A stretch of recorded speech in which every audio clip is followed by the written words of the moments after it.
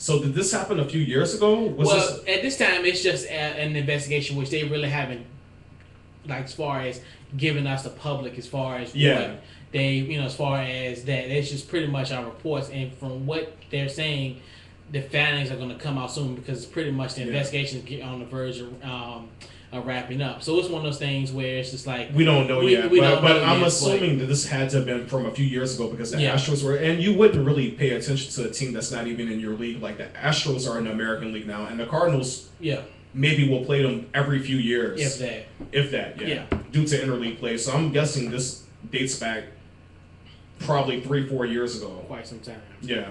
Well, if it's true, and we don't know all the facts of the case yet, but if it's true, I'm expecting for the MLB to come down hard on the Cardinals.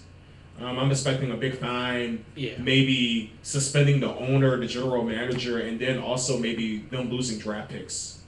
Yeah, that's a possibility. I think, with those, of course, those will definitely be on the table. And this was one of the things, once we find out kind of, who's responsible for it and what have you, then I think more of the, as far as suspensions and different types of disciplines will, definitely come forth. So, well, before we move on to the next topic, Aaron Shane, David Sparks, your boys are cheaters.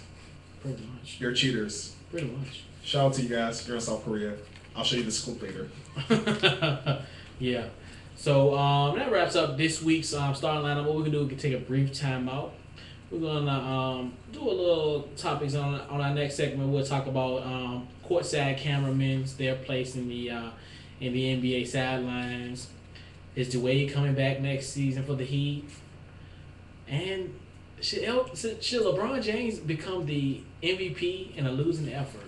So what we'll do, we'll tease that for you, and we'll be back. Couch Coach Live.